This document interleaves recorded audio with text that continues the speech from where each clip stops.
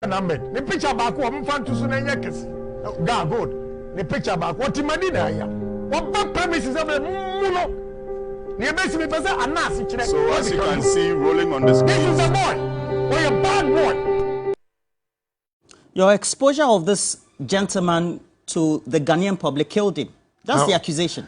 See, with all due respect to you, you journalists in this country, about 80%, 90%, you are the people going to destroy this country. How so? Yeah, because you misconstrue people's ideas. Whatever the person puts out there, the import of what the person puts out there, you never even analyze it. You only take just a second of a statement made out of the whole statement, let's say 8 minutes. You take about 30 seconds. What were you trying to describe in that video? Yeah, and I still maintain it because I will not come here today and tell you that I want to be president and therefore what is the truth, I'll say is not the truth. It is. He's a bad guy, or he was. And let me tell you, if you don't have the evidence, Anas used them. How did he use him? Good. All those people that Anas destroyed with his videos and everything, Anas never showed his face, except this guy. This guy was bold to set everybody up. I have a lot of videos. Gentlemen, if you have time and you come to my house, I'll show you all the videos. There's not, with the exception of the Ivorian videos that I have that you see Anas's face after the interview with the Ivorian ministers that he was entrapping.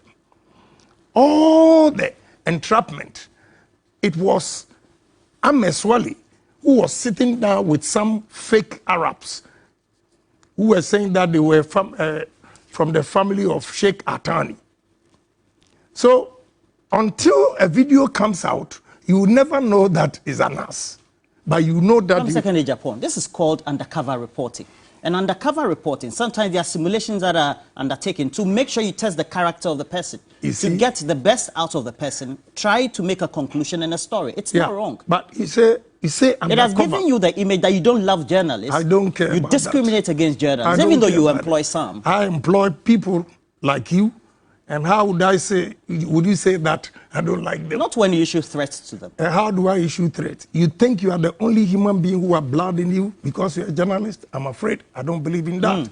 Because this man, if you know the number of people that have been killed, if you know the number of people that have lost their jobs, we have to be fair to all those families that Anas and Ameswali set them up. You see, you didn't let me finish. It was Ameswali, you are talking about undercover. Yes, undercover. Undercover. Undercover. So why didn't he, Ameswali, also cover himself? Because he it's was undercover. There. No, you are saying undercover, but Ameswali was there physically. Call Kwesi Nyantechi, he will tell you. Call Edubuahin, he will tell you. Call these ministers. So why did you expose a gentleman to the Ghanaian public? Ultimately, the accusation is that it got him killed. How did he get him killed? His own deeds killed him, not me. All right. What I said was that the first video I showed, you see why I have a problem with some journalists and you think I don't have it. There are a series of videos. You've taken only this one. The first one, when I mentioned Ameswali, my workers came to me, oh, Honorable, you don't know this guy. This guy has been here for school fees. You gave him 1,500 cedis to go and pay his school fees. And I said, I don't know him. So they said, oh, he has been coming here all the time. So the first video, then I said, this guy is a bad guy. If he comes here, beat him up. Because he's going to set me up. He's going to set Kansas City up. And my toil. You said it on live TV. Yes. You brought the gentleman's life in danger. How did he as a result of that? What about Kwesi Nyantechi's He was shot. What about Kwesi Nyantechi? His own deeds. His own deeds. So that's your conclusion? His own deeds caused his death, not me. You also had defamatory actions undertaken in the U.S. court in Virginia, if I'm right, against Kevin Taylor. You know Kevin Taylor very well. Yes. Yeah. And the judgment did say it is undisputed that Agyapong is a public figure and Taylor's sentiments were made regarding matters of public concern. Right. It does indicate that if you plead the Fifth Amendment in the United States of America, you're a public figure, you should not be afraid of scrutiny. Why is it that when Ghanaian journalists are probing, asking questions that lead to scrutiny and governance, you seem to have a problem with it? How do I have a problem if you are coming out with sensible questions and the truth? I have a problem with sensationalization. And who was doing that, Kevin Taylor? That will cause the death of some people. You see, of late, the way bloggers and other media people are going about issues, if we don't take time, it will burn this country. So you are here mentioning Kevin Taylor. You think what Kevin Taylor is doing to the country and Ghana, because he's a journalist, nobody has to say it if he's wrong? Is that what you are saying, my brother? I'm talking about the defamatory actions you issued against him in the Virginia court. Yeah, and they are saying that once I'm a public figure, he can say whatever he wants to say. Case closed. It doesn't mean anything. That's what they said. Whatever he said against me, the court says I'm a public figure. So if you're a public figure, they can say anything. That is all. That is the judgment. So I don't know. I find it quite funny. And since then, you've been on the campaign trail. Right. And subsequently, you seem to be throwing jabs at a number of your opponents who are key leading figures, including the vice president as well as Alan Chomantin, who was trade minister, etc. I'll play you an insert. Perhaps maybe you might not recall. Right. Please, give me that. It is only Ghana and I would the economy in IMF also your strategies. MPP for Oma clean campaign Ombenyasem because media okay may reply. Obi also your strategies. Also your strategies. And brother, you're taking over power. Not dollar your 4 cities. And then dollar your 12 cities. We are strategies. Excuse me, strategies. More strategies. How am I throwing jabs? Mr. Agyapong, while you seem to have taken the campaign by storm, you also seem to be rallying up feathers, angering people, including your own friends who now are standing against you as presidential candidate. I don't care. Who are the strategies you were talking about? Yeah, who are the strategies? You see, in this country, unfortunately, journalists especially, most of you consume information without digesting. At least you should have given me benefit of the doubt and say that, why did this man talk like that? Is he a madman? Then you begin to probe into it. I specifically said, must say, more strategies. It means something has happened. But you never bother to check what has happened. That is the problem. You see, when I come out like this, then you say I don't like journalists. Because you were throwing jabs at your own government and key individuals who were managing part of the economy. They are also throwing jabs. They are throwing jabs. Did you listen to what I said? Did you further investigate? That is the problem. If somebody goes there to say that we don't want a candidate who will come and tell you, I have built this for 37 military hospital. I have bought vehicles for MPP. We want a strategist. And you see, if he had probed into it, he would have known that I was not even referring to vice president. I was referring to John Kuma. I didn't say that you were referring to a vice president. Yeah, I have not said that. Here. You said some of the candidates. Is John Kuma a candidate? I'm saying some of the candidates, you're throwing jabs at them. And is John Kuma a candidate? If you had probed into it and done your work very well, you would have known that I was not referring to any candidate. But you see, that stereotype positions that some of you take will destroy this country, which I feel is not fair. That's why I'm saying that at least give Agyapong benefit of the doubt and ask questions. Why did he say this? Now let's come to the subject matter of this content. Since you've been on the campaign trail, you seem to be unearthing a lot of issues and also coming to the conclusion that the government of Nana Addo Dankwa Akufo-Addo has inherited, based on the indicators, as you stated there, 4 Ghana cedis, well, it depends also where you're taking it from, 3.8 Ghana cedis to $1, seem to have taken it to where we are currently. And so it's incompetent. Is that your conclusion? That is not a conclusion. But I was drawing the attention of the minister who was on the floor of the House by 12 o'clock saying that we are not going to IMF today, we are not going to IMF tomorrow, and 2 p.m. we announced that we've gone to IMF. And this same guy goes out there to say that we don't want somebody like Agyapong. That's why I responded. So that doesn't mean I'm saying that MPP is incompetent. But I will admit that moving from 4 cedis to 12 cedis, you cannot shower praises on MPP. Read my lips. That's the gospel truth. Does it mean that you are coming to the conclusion anybody who should be selected to be the presidential candidate doesn't need to be an individual who has served in government? Is that your conclusion? That's not my conclusion, but it's a judgment of the voters. Those who are going to vote should know the terrain, what we are going through and everything. And one candidate that brings a new vision. What vision do you bring? My vision? Pragmatism. Which is what? PhD means patriotism, honesty, and discipline. Patriotism, honesty, and discipline. In this country, if we can move this country, the situation we are in now, we need somebody who be bold to tell you to your face that what we are doing is wrong.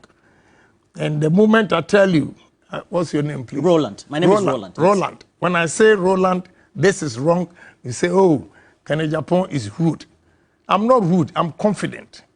And here, in this country, Ghanaians misconstrue confidence to be arrogant. That is the challenge I have in this country.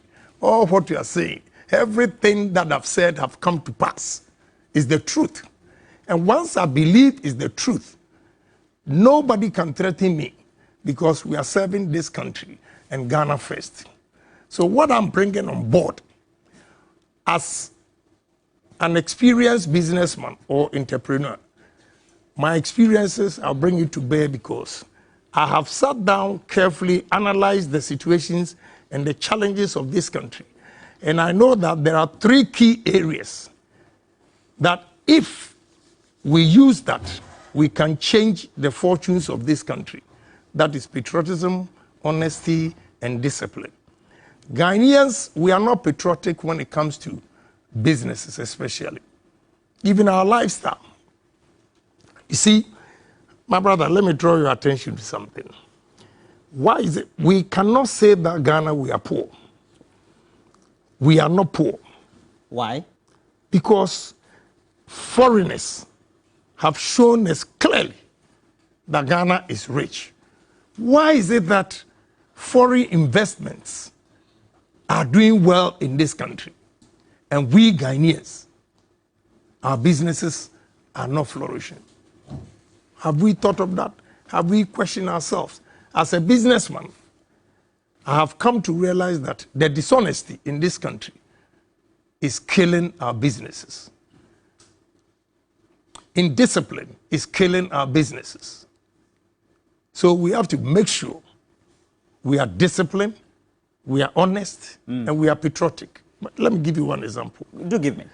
You know, I go to a place, moving pick, the UK, the visa section. I was going to take a picture. The consular section, where they take visas, yeah. I was going to take a picture. And the photographer just told me, Honorable, we want you because look at those people there.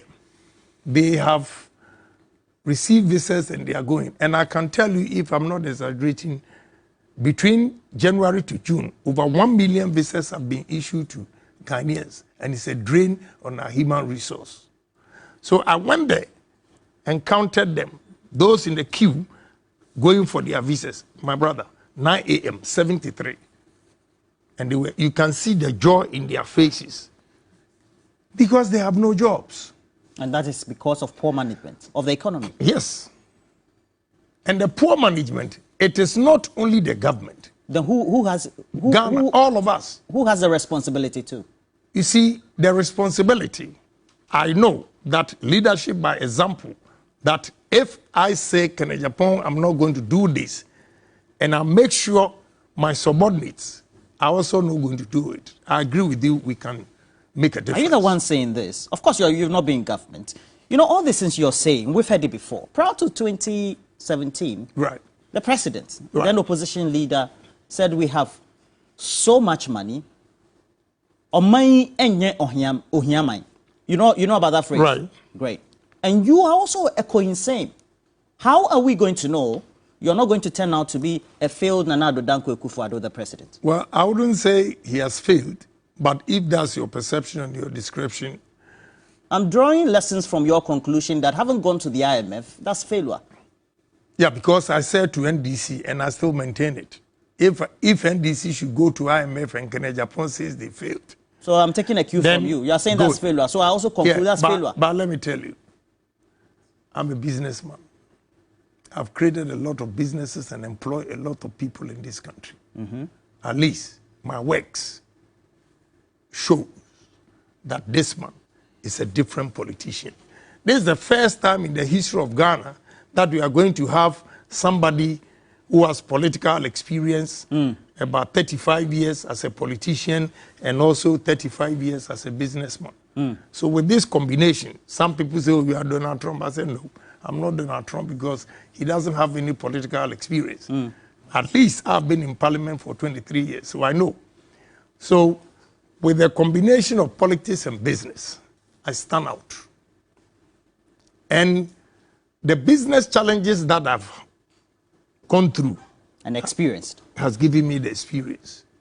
That is why I've identified the problems. The word patriotism. I see that we are not patriotic. You know, because you cut in, that's why I couldn't finish about these visas. When you see a Ghanaian, my brother Roland, you see a Ghanaian holding American passport, he's so excited. When you see a Ghanaian holding a British passport, he's so excited. But you were in America, so why not us? I did not, never, check your records, change my identity. I had a green card. I gave it up. But I never took American passport because I cherish Ghanaian passport. Because you have a certain vision. Now, let me ask you. It's good that you're bringing all these things about honesty, patriotism, and discipline. It also means that we need these values to be able to manage the resources we have, the gold, the things that, you know, the reality is just being in business alone, creating a steel factory, having a chain of co-stores and other business chains, somebody will say, who is an astute economist, for example, will conclude, that is not enough to rule a whole country like ours, to take us from where we are to the top. So what about the person who has not even created 1,000 jobs, that he is fit? Who are you referring to? Dr. Mahmoud Bawumia or Alan Everybody, including NDC, all politicians. None of the politicians in this country have created employment more than me. Both NDC, CPP, everybody. So if those who could not even create 500 jobs, you see them or you perceive them as capable of ruling this country, how much more an individual who has over 7,000 workers in this country? And you are saying that that is not enough. I'm asking a question. I disagree. I haven't made that conclusion. I disagree with that. I disagree with that. And again, I've told you, at least I've been a member of parliament for 23 years. Next year will be 24. 6 consecutive terms in parliament. You see, I cut across business and politics. So give me opportunity and you see what I can do for this country. Well, at the end of the day, you first have to convince the delegates of the MPP first. Yes. One of the things that they seem also to be criticizing the Akufo-Addo-led government for is that you are one key person. And I remember, if you look at all the scenes, that very day in 2007, when we had the 17 people, ultimately the second round, and then we had that final acceptance speech, you were behind Nana Addo Dankwa Akufo-Addo. Yes. All this while, you'd been his right arm. Right. He's been taking us for a ride all this while. You never advised him. You had all these great ideas. Why? You see, my brother, it's a very good question you've asked. If there's a Akan language that was usikeswa wasimswa. Akan adage. Right, adage. The usikeswa wasimswa. That is, it means when you don't have enough money, whatever you say, people don't pay you no mind. But back to your question, you see, you can advise, and they can choose to take or leave it. Are you saying you advised Nana Addo Dankwa Akufo-Addo, the president, he never took it? Not Nana Addo personally, but at least the ministers that come before me, committee levels, I've served several committees, and I always give suggestions the way to move this country. Starting from Honorable Kwashige's time, when I was a Greek committee member, I gave them 2 proposals. For a third one, he agreed. First one, we did experiment. My company called Supercare, we took yam to Holland and did experiment. They realized the starch content in yam is the same as potatoes. And in Holland and all European countries, America, and they store yam potatoes for 8 months. So they are saying that we can store yam for 8 months. I gave them the technology. It's just simple blowers like this room, and you put the blowers like air conditioning, but it's not as cold as air conditioning. The temperature is like you still have the yam in the earth. And if you do that in layers, you can store the yam for 8 months. My brother, I said this, nobody paid me money. Second one, I advised them that June, July, August, we catch a lot of fish. We are not able to store it and smoke it, so the fishermen throw them back into the sea. What we have to do is first build cold stores with blast freeze. Cold stores with? Blast freeze. You cannot just build only cold store. Cold store, the temperature is between 10 minus. Ask you this. Yeah. When the country was disillusioned, and I'm talking about from December, because from September, October, the dollar started just spiraling up. Plain senior. I wanted them to justify their reasons. I am against whoever is incompetent. He has to go. But convince me. Give me reasons why you want him out. You didn't see anything from me, or you didn't hear anything from me. But behind the scenes, we also advise that this is the way we should go. I met the group and advised them that, look, this is our position. Let's go through the budget. After the budget, whatever decision you take. Because now, which is not good for us. You know why I'm saying that? You know, going round, I've had the opportunity to go around the whole, about 13 regions. You went to 13 regions? Yes, already. For a man of 60... Yeah. 60 what? 62? 3. Hey, you're strong, man. 13 regions, thank you. And when I got to Volta region, I was shocked. What we can do in Volta region, you have no idea. The land, the water bodies. My brother, let me tell you.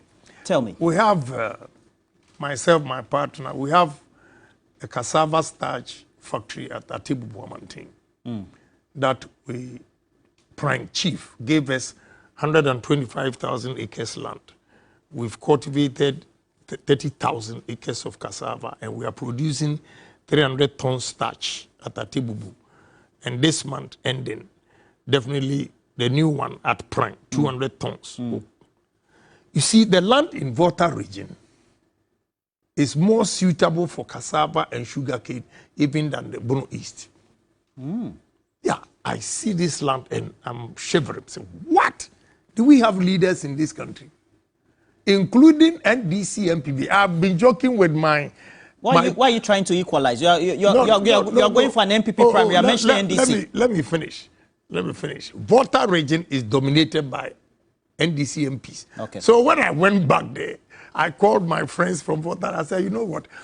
When I win, I'll put all of you on the table and lash you. Because the gift God has given to you, and you are not using this.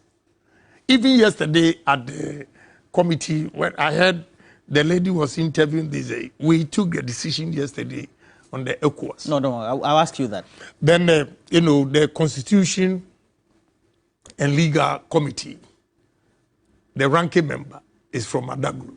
And I told him, my brother, you are sitting on gold, not this galamsey thing. The land you mean have, Roxanne Nelson Dahamapo, who? Yeah. The land you have, the water bodies, if we do irrigation, 5 northern regions, Afram Plains, Accra Plains, plus Volta region, can feed the whole Africa. Yeah, I mean it. Are you sure? Yes. We heard all this from Nanado before 2017. Let me tell you something. You are right making mention of Nanado. Because he gave us vision, and the vision hasn't materialized. That's what I'm saying. You are right, because maybe you are disappointed. The things he said, you have not seen anything. Because I also experienced something that we went to Koforidua for a meeting, and I told one minister that, look, when you cross Tema toll booth here, okay, just look on your right. The squatters using these pipes for irrigation, the vegetables. Then when we are coming from Tema Ashama, look on your right. The plains. Right. 365 days, because there's this big gutter there that they can collect water. 365 days, they are growing maize. So we have to irrigate most of our lands in this country. And that day, the answer from the minister, I just packed my files and left. He said irrigation is expensive. I said, which minister was that? I won't say anything. Which minister? I won't. Are you talking about Dr. Akuto? I won't say anything. The former Greek minister. I won't say anything. He told you, what did you say he said again?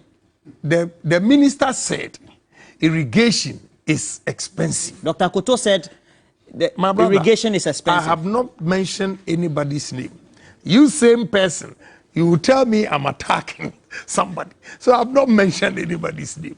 Right. But the person said irrigation is expensive. I say, Jesus Christ. That person who said irrigation is expensive is thinking of short run and not long run effect. Okay.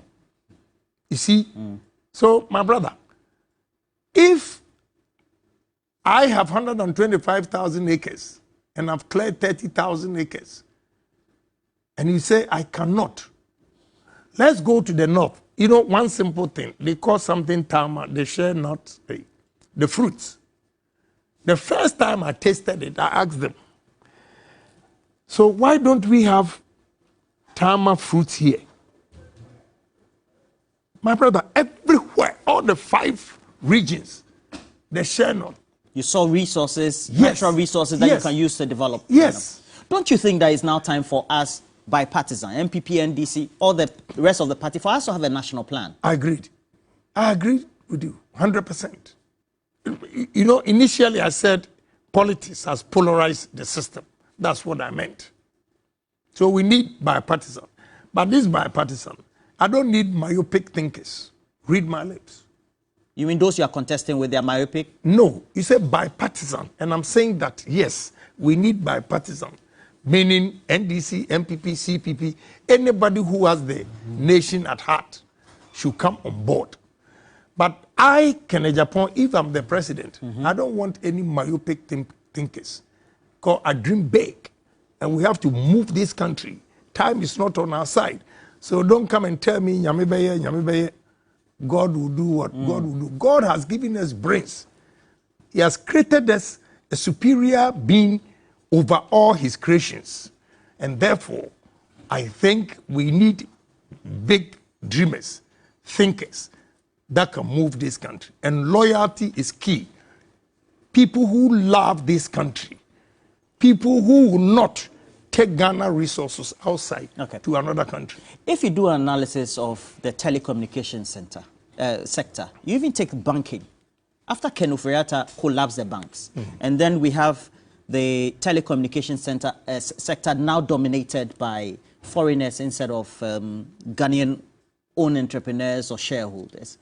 It has put us at risk. I have heard you many commentary before today wail over or cry over this present situation. How do we remedy that? Asia Miracle. Which is what? Asia Miracle, what they did with Hyundai, Sanyo, and all those, what they did was that they identified businessmen who are into business and having challenges. They called them to a table, round table, and asked of their challenges and decided to help them. And the help they gave, whatever amount of money that the government gave to them, especially Korea, they took shares. The government became a shareholder in the business. So now you can call it PPP. What? PPP. Which is what? Private-public partnership. Okay. But here, the PPP doesn't work because government does not go into contract or agreement with the investors and say that we are taking shares. Whatever money that we are giving, we are taking shares.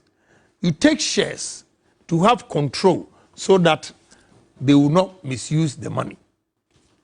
That kind of discipline is what we need. To transform? Yeah, to transform. Okay. The Asia Miracle. And that is what I believe in. That Asia Miracle.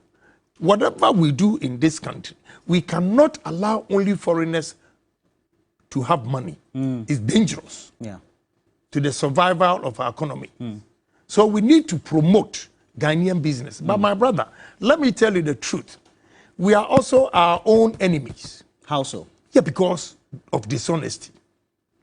I see. I can tell you, if you like, go and check Commercial Bank, Exim Bank, the amount of money that has been given to these Ghanaian businesses for one district, one factory. Go and check. When you do that, do you expect any government to come back and give you money again? Okay. Even when we started Parliament, they had something like Japanese grant. The JICA one. Right. They didn't pay the money. They didn't have any companies. So that is why I'm saying that we are our own enemies. That is why I'm preaching patriotism, honesty, and discipline. Anybody, the Asia Miracle, let me explain it well to you. When they give you money, the money will not be handed over to you. But if you want equipment to boost your company, you give them the source of the... Like the way the Chinese do, for right. example. Then they'll send the money directly to the company. So when you give them 3 months, that the materials or machines will arrive in 3 months. The 4th month, they'll be there to inspect if the machines are in. If you give them excuse, then they'll give you another, if you say 3 months, they'll give you another 4 months. The 4th month, if they come and you have not done it, or you've not received it, they took the whole thing from you and give it to another person. That instilled discipline in those entrepreneurs. You know my conclusion. You seem to be a man of principle. You know what to do, etc. But you were there, your colleague, Cecilia Bernadapa, was keeping stash of US dollars, euro, while Abochis at airports were being arrested through the Bank of Ghana, etc. Why is it that you don't advise your colleagues to do what you do? How would I advise my colleagues if I don't know that he has this money there? My brother, how would you advise? They look a picture of innocence and they pretend they don't even have a dime. So how would I know that he has touched this amount of money for me to advise her or him? I'm not capable. And I don't have any information. And you see, right from onset when we started, you kept mentioning, you have this, you have that. And because of my honesty, a lot of people will keep all these things from me because they say Agyapong is a loud mouth. Whatever he sees, he can't keep it.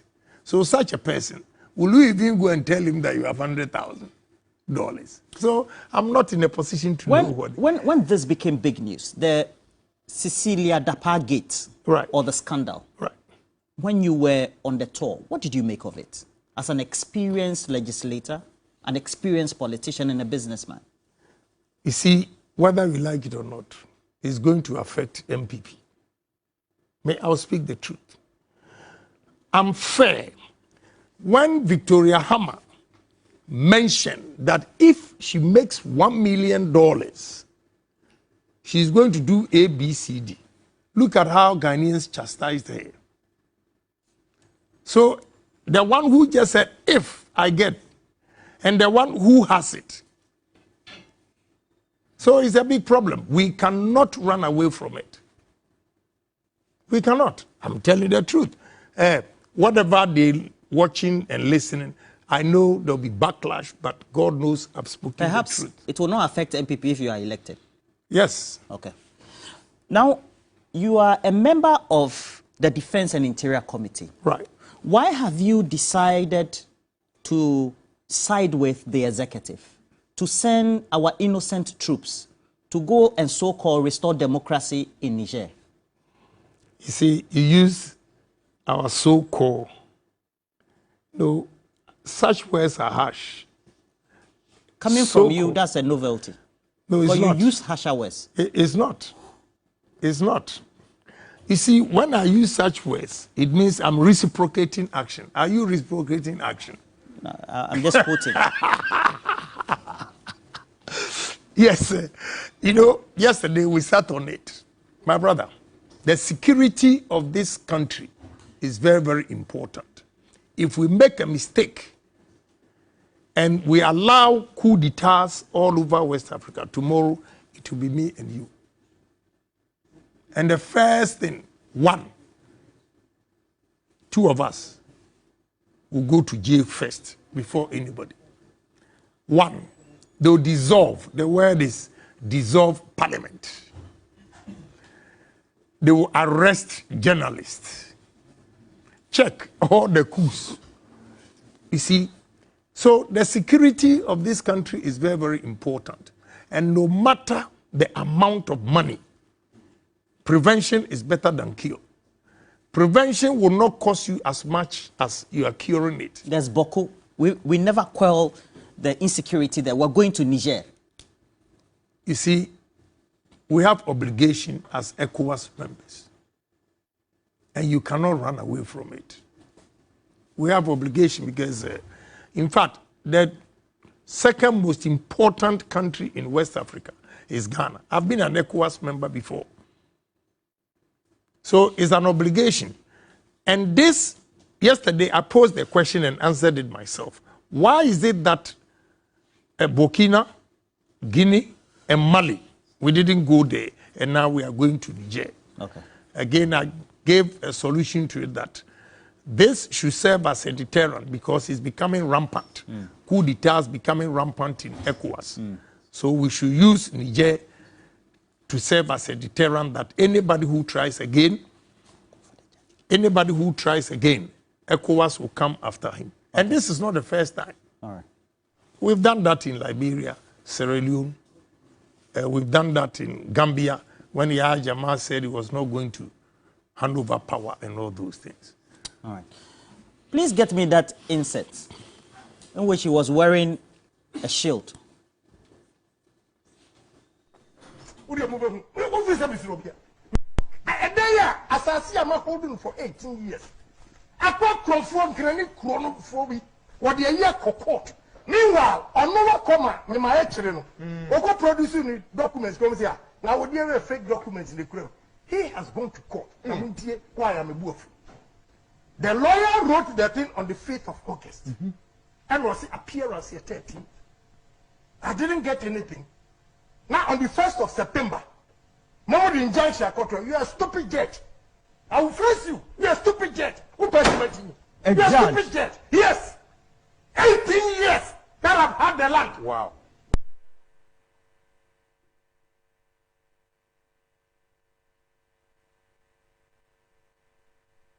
Mr. Agyapong, yes. I can imagine you being president, threatening the judge, and you threaten the judge, not even yet a president. Why are you threatening judges? Journalists, judges? Everybody? Are you saying that if you're a judge, it means you have 100% judgment and you are right and you can do anything? Is that what you are saying? You keep saying journalists, do the right thing. Do the right thing and nobody will mention your name. Am I saying every journalist? I say some journalists. But you lump all of you together and say journalist, journalist, journalist. You see, with all due respect, judges don't have absolute control. There should be checks and balances. If you listen to the import of what I am saying, if not because I'm angry, and I know you the way you are asking questions, if you go through this dilemma, you do worse things than what you've shown to me. I've owned this land for 18 years.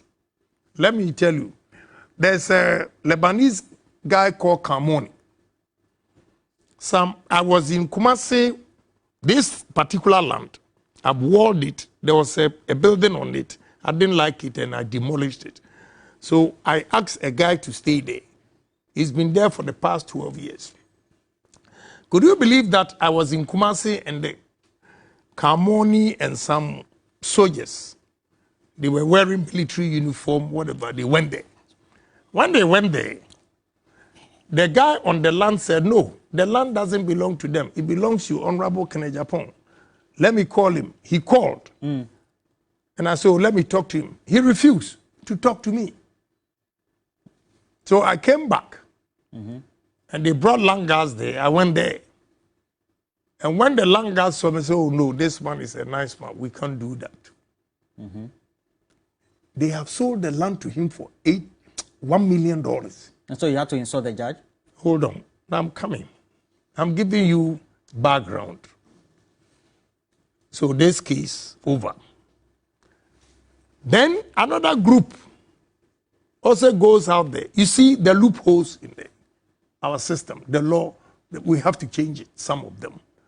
You cannot say that I go to court and report that you have done this, and no investigation, nothing. You go and stop me from what I'm doing. Please. Are you saying they are judges and they are 100% right? So that's why you insulted the judge? Yes. Because 18 years, nobody even called me to say anything. And you know what they do? It is not even the judge. That's why I apologize to him. Okay. The judge will give the orders.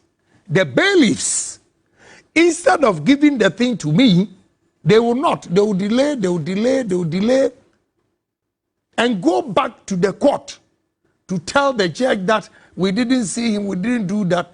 Then finally, they go and put it there. So when I went through it after my anger and everything, I went there. Then I realized the bailiffs are in connivance with those people who want to take the land. Okay. You see, but so you retracted? Yeah, I apologized to him when I realized it was coming from the bailiffs. All right. Hold your fire. I see that you are pumped up. Don't worry. No, I'm cool. Please play the next incident. I'm cool. And Dr. Mwakuba, listen to me here. Me, I don't like people like that. Honestly, I have vowed not to insult. Can never blast the beer. Agyapong. Chief of staff called me. I went there. Said, now this is what she's saying. I swear my mother's grave. Chief of staff gave me 120,000. Deposited in Agyapong's Fidelity Bank account. Please, Mwakuba, what do you know? Honorable Agyapong, Yeah. This money, is it USD, Ghana Cedi? We've been wondering since. Ghana Cedis. You've changed the figure from USD to Ghana. Did you hear me say $120,000? I'm asking a question. No. You played it. So I want to know, did you hear? We're all watching. Okay. Did you hear me say $120,000? Mr. Agyapong, we come back to the issue of you, the politically exposed persons, the leading politicians, the elite of our country, hoarding cash. You transact cash hand to hand, etc. It's not good for the country, right? For the economy. You're a businessman, you should know that. Yeah. You see, those who deal in cash, I'll be honest with you, if they are politicians and they are dealing in cash, because I've been a businessman for so long, they know I have a lot of businesses. And therefore, whatever money I have, I can take it to the bank. Those people who are keeping cash, before they became ministers or chief executives or whatever, were they able to have that amount of money? So if they take it to banks, and these banks, they leak a lot of information, that, oh, this chief executive has this amount of money. Oh, this minister has this amount of money. You know, those things. So maybe they decide to keep it at home for people not to, you know, see what they have or whatever. So I cannot speak for them, but I take my money to the bank all the time. I do bank transactions. I can give you all the names of the bank that I do transactions. You have nothing with. to hide? Nothing. If you were... But you played this Agyapong thing. You want to put it into perspective for us. We know the issue. But you didn't talk about it. No, I wanted to know the currency. Because of the way the dollar is done. I thought it was US dollar. The 120,000. But you took the US dollar and replaced it with Ghana cedi. 120,000. Okay, so we're trying to wind up this conversation. It's also live, not only on TV3, but also 3FM, 92.7. My colleague, Johnny Hughes, do you know him? Johnny Hughes, you don't know him. You showed his picture on Net 2 before. So I want to ask you, why again, he's a journalist, so that's why. Who is Johnny Hughes? Johnny, okay, that's okay. That's okay. I want to take a couple of... What was the reason? Well, I think it was one of your programs. I'm on my gold, and I'm on the stream. I'm on my gold says, this is just another Adodankwa Akufo-Addo in a different form. You dispute that, right? Yeah. Okay. I'm on my gold. He disputes that. Frimpong Newton says, this is not the time for who said. Ghana is in crisis and we need someone to rescue the nation, since coup is not the option. He seems to think that you are the person. If you have to rate the government of Nana Addo Dankwa Akufo-Addo, 0 to 10, what will be your rating? 6. That's failure. Well, 6 is above average. Yeah. It's not fail. You haven't failed. 6 is above average. But let me be fair to him too. Now you see... 6 over 10. Yeah. That's okay. It doesn't need explanation. That's okay. No, but let me... No explanation. No, let's move on. Let's move on. No, I wanted to tell you something. My colleague, John Hughes, please put his picture. You showed him on Net 2. Do you remember? You don't, eh? I don't remember. Okay. I'm sure he'll forgive you. Johnny, please forgive him. Now... No, I showed his picture that he did what? It was one of your programs. It was one of your programs. Now. Okay. So, Money says, I should ask you, why is it that, why have you not supplied all street lights you were supposed to supply in your contract? Which entity do you have a contract with? Agyapong. You see, when you do diabolic things like this, and I put you in your right position, then you say Agyapong is rude. Okay. This falsehood. Go to Yoko. I have even supplied the street lights in excess of 2,400. You know why? When the manufacturers are shipping because there can be breakages, they give you extra. And once it's in the name of Ministry of Energy, you can't take it out. So if you are fortunate and not even one gets broken. Did he do the supply, sir? Of course, yes. Okay. And they owe me. How much do they owe you? Minister, I won't tell you, but Minister of Energy owes me if I didn't do the supply. Does it mean that you make your money largely from government procurement or contracts? I have a lot of businesses. My brother, let me tell you. That's a very vague response, Mr. Agyapong. Look, even rent alone in this country, I make over $800,000 rent a month. $800,000 rent a month after withholding taxes. So now that I'm not doing any contract, am I not Agyapong?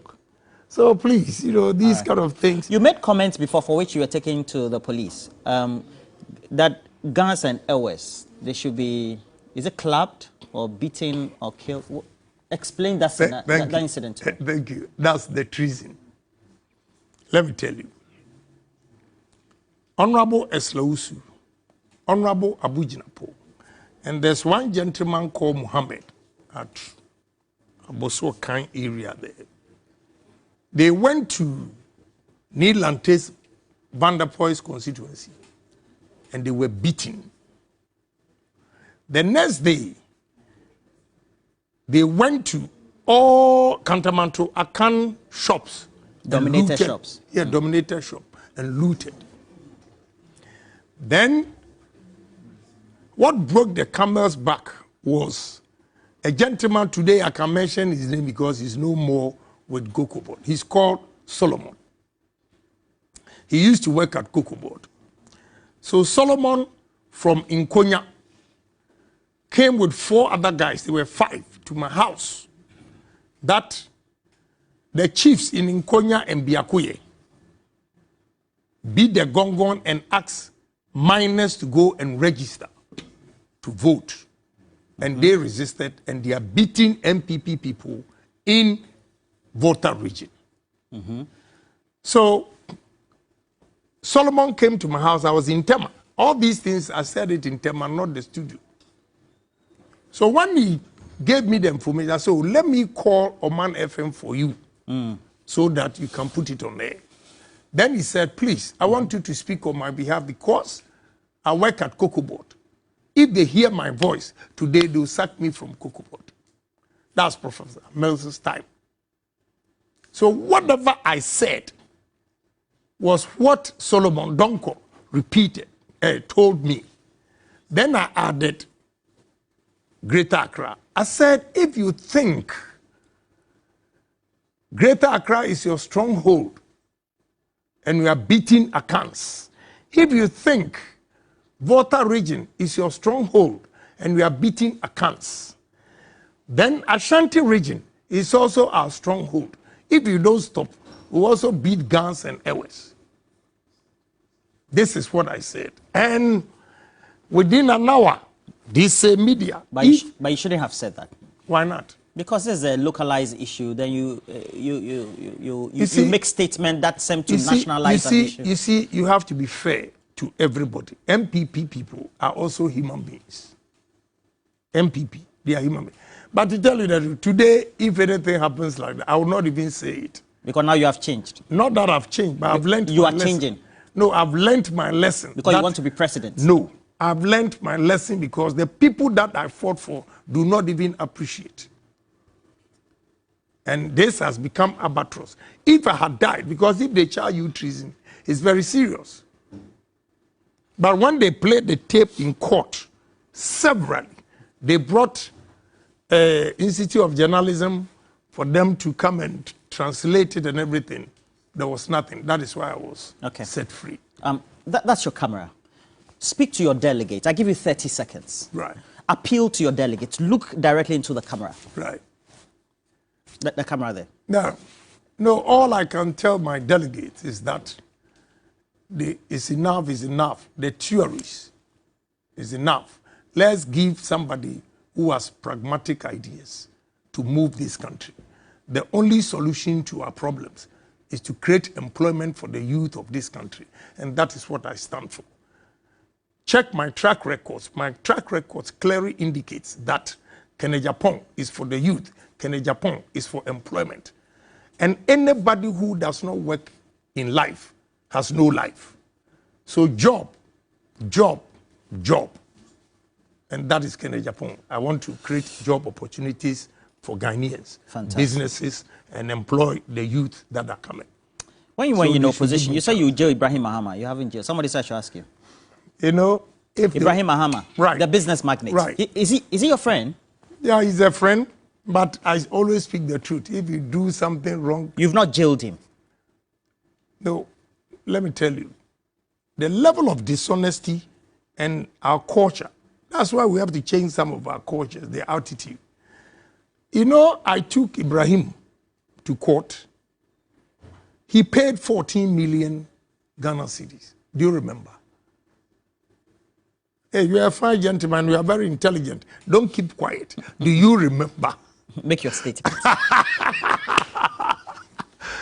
You know, he was not paying duties on his machines that he was clearing at the port, even on Sundays, because his brother was the president. I challenged him. I gave evidence.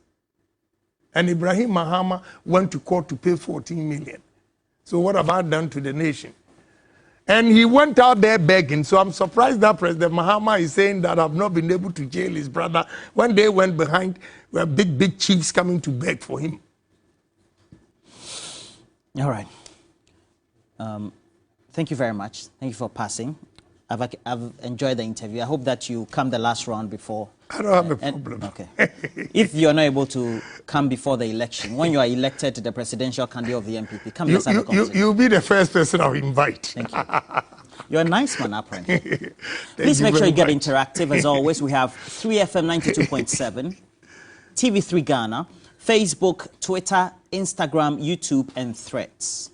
Well, as you know, we're going to have this uploaded on those platforms, but also give you snipers of great content as we have it right here on TV3 New Day as well as on 3FM. We'll conclude with this, a sneak peek into the past, taking an insert from the young Kennedy Agyapong in his 40s. What the opposition is saying is right. But because it's your party's agenda, they whip all of us to go and vote. So sometimes, if you are not strong enough, you might vote without thinking, because that is the agenda. But you don't have a choice anyway. I mean, you just said that, I mean, you don't have to think. You have to do it because they ask you to do it. Well, but you should ask yourself, what you are being asked to do, is it the right thing? But does that happen? That's my